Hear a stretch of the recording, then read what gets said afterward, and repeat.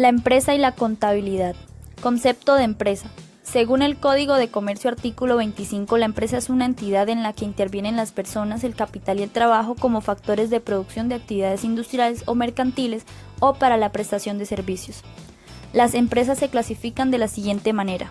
Primero, de acuerdo con la actividad. A. Empresas agropecuarias. Son aquellas que producen bienes agrícolas y pecuarios en grandes cantidades.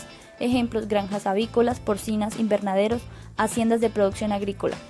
B. Empresas mineras. Su objetivo principal es la exportación de los recursos del subsuelo. Ejemplos: empresas de petróleos, auríferas, de piedras preciosas y de otros minerales. C. Empresas industriales. Son aquellas empresas que producen su propio producto, es decir, transforman la materia prima en productos terminados o semielaborados. Ejemplos: fábrica de telas, fábrica de camisas, fábrica de muebles, fábrica de calzado. D. Empresas comerciales. Son las que se dedican a la compra y venta de productos, obteniendo así una ganancia. Ejemplos: empresas distribuidoras de productos farmacéuticos, supermercados, almacenes de electrodomésticos. E. Empresas de servicios. Buscan prestar un servicio para satisfacer necesidades de la comunidad, ya sea salud, educación, transporte, seguros y otros servicios. Segundo, de acuerdo con su tamaño. A. Pequeña empresa. Es la que maneja escaso capital y pocos empleados. Ejemplos: un taller de mecánica con 2 empleados, un almacén de telas con 1 empleado, una miscelánea con 2 empleados. B. Mediana empresa. Se observa una mayor división y especialización del trabajo. En consecuencia, el número de empleados aumenta y su información contable es más amplia. Ejemplos: una distribuidora de electrodomésticos con 10 empleados, una fábrica de dulces con 15 empleados. C. Gran empresa. Es la mayor organización. Posee personal técnico especializado para cada actividad. Se observa una gran división del trabajo, generando tanto mayores inversiones como mayores ganancias. La información contable que se maneja en el desarrollo de las actividades mercantiles también es mayor y se lleva en forma sistematizada. Ejemplos: Coca-Cola, Sofasa, Carvajal, Postobón, Éxito, entre otras. 3. Según la procedencia del capital. A. Empresas privadas. Son aquellas empresas que son propiedad de inversores privados, no gubernamentales, es decir, que para su constitución y funcionamiento necesitan aportes de personas particulares. Ejemplos: un centro educativo privado, un supermercado de propiedad de una familia. B. Empresas oficiales o públicas. Son las empresas que son propiedad del Estado y por lo tanto para su funcionamiento reciben aportes del mismo. Ejemplos: hospitales departamentales, colegios nacionales. C. Empresas de economía mixta. Son las empresas que reciben aportes de los particulares y del Estado. Ejemplos: hospitales departamentales, colegios nacionales. 4. De acuerdo con el número de propietarios. A. Empresas individuales. Se denominan también empresas unitarias o de propietario único. En ellas, aunque una persona es la dueña, la actividad de la empresa se extiende a más personas. Ejemplos: almacén de Don Pedro, de propiedad exclusiva de Don Pedro Ruiz. B. Empresas unipersonales. Es la persona natural o jurídica capaz de ejercer y contraer derechos y obligaciones que dedica parte de sus activos para la actividad mercantil. C. Sociedades. Son las empresas de propiedad de 2 o más personas llamadas socios. Ejemplos: David y Vélez, CIA Limitada, de propiedad de Jaime David y Julio Vélez. ¿Qué es una sociedad? Una sociedad es un conjunto de personas que se relacionan entre sí a unas determinadas reglas, organización jurídica, que comparten una misma cultura o civilización en un tiempo o espacio determinados. Las personas se agrupan por medio de un contrato de sociedad y se denominan socios según el Código de Comercio, artículo 98. Por el contrato de sociedades, 2 o más personas se obligan a hacer un aporte en dinero, en trabajo o en otros bienes apreciables en dinero, con el fin de repartirse entre sí las utilidades obtenidas en la empresa o actividad social. De acuerdo con la forma de asociarse, las sociedades pueden ser: sociedades de personas. Son aquellas en las que se conocen todos los socios y en la cual tanto en la sociedad como en los negocios se responde con su patrimonio. Entre este tipo de sociedades se encuentran la sociedad colectiva y la sociedad en comandita simple. Sociedad colectiva. En esta sociedad predominan las cualidades de quienes se asocian y la confianza que se tengan. La responsabilidad es solidaria e ilimitada. Se requieren por lo menos 2 personas para conformarla y el capital se divide en partes que pueden ser de distinto valor. Sociedad en comandita simple. Esta sociedad tiene 2 categorías que son los gestores y los comanditarios.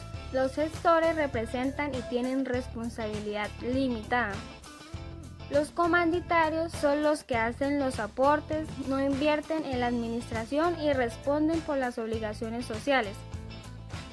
Deben haber por lo menos un socio y 5 accionistas.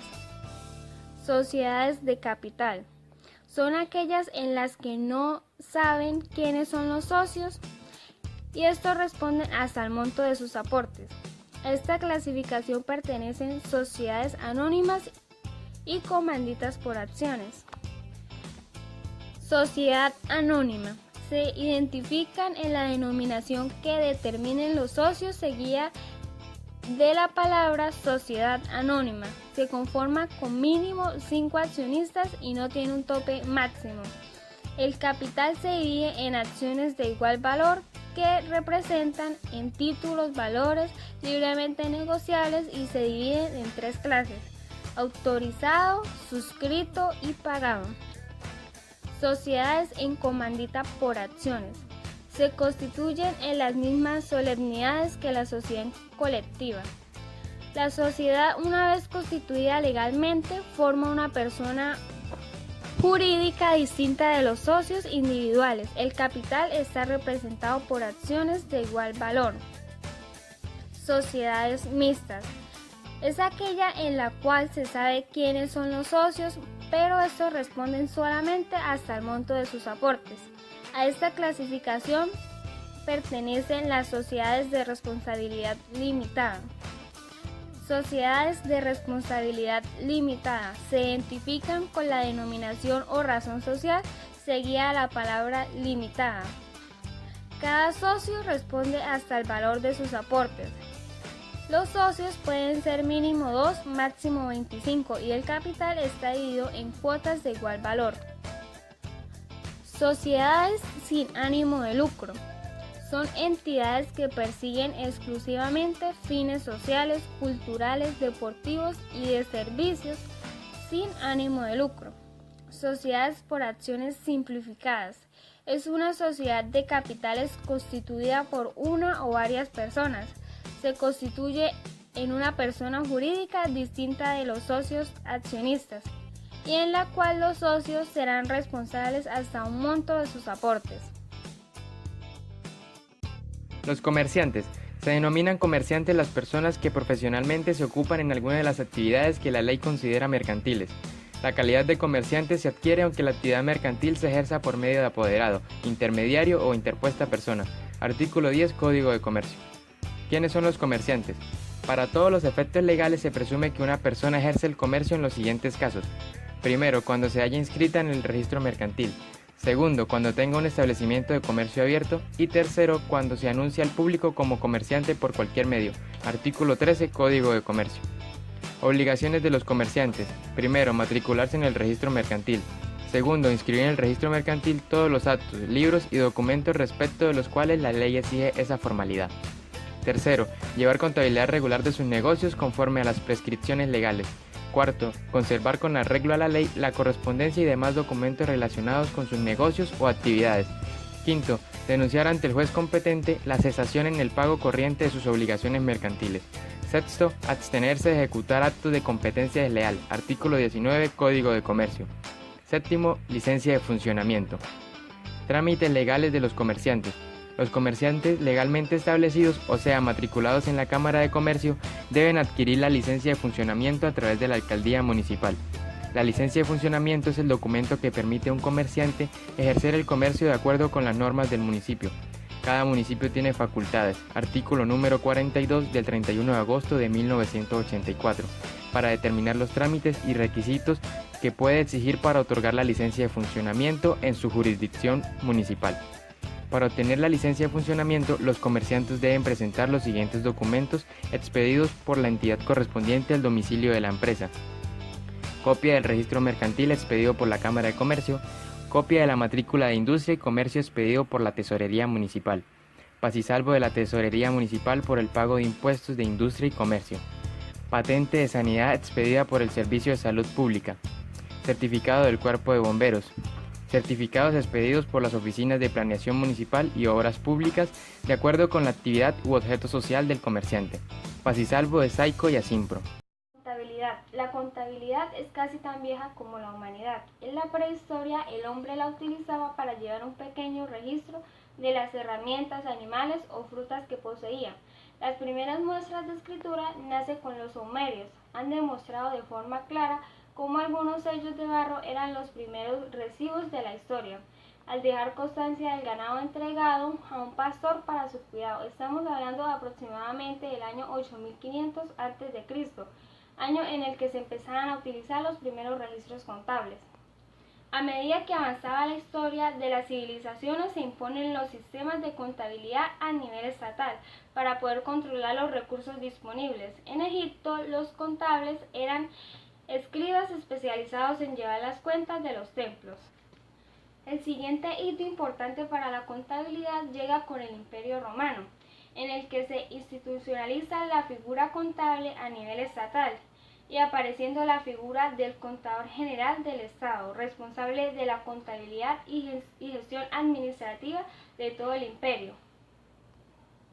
En la revolución industrial y con las teorías económicas modernas, la contabilidad era todavía más necesaria.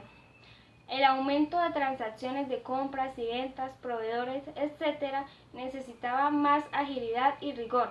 En este momento, con el liberalismo, cuando la contabilidad comienza a sufrir las modificaciones de fondo y forma que fijan los principios de la contabilidad. Hoy en día, con el uso de ordenadores, tenemos los asientos contables al alcance de un clic, de manera que podemos realizar los trabajos de forma rápida y efectiva con herramientas adecuadas. Objetivos de la contabilidad. Tener en cualquier momento la información ordenada y sistematizada sobre el desenvolvimiento económico y financiero de la empresa. Determinar en términos monetarios la cuantía de bienes, las deudas y el patrimonio de la empresa. Tener un adecuado control de los ingresos y egresos. Suministrar la planeación, ya que no solo permite conocer los efectos de la operación mercantil, sino que ayuda a prever situaciones futuras. Determinar las ganancias o pérdidas después del ciclo contable. Y tener una fuente fidedigna ante terceros, los proveedores, los bancos o el Estado. El campo de acción de la contabilidad es muy amplio, tanto así como el quehacer de las actividades humanas. Depende del tipo de empresa en la que se aplique, puede ser oficial, de servicios, comercial y contabilidad de costos. Primero, contabilidad oficial. Proporciona mecanismos para registrar las actividades económicas de las empresas estatales y se rige por normas que le expida su organismo rector. Segundo, contabilidad de servicios. Registra las actividades económicas desarrolladas por las empresas dedicadas a la prestación de servicios, por ejemplo, contabilidad bancaria, hotelera y de seguros. Tercero, contabilidad comercial. Registra y controla las actividades que giran alrededor de la compraventa de mercancías en las empresas comerciales. Cuarto, contabilidad de costos. Registra las operaciones económicas que determinan el costo de los productos semielaborados y terminados de las empresas industriales.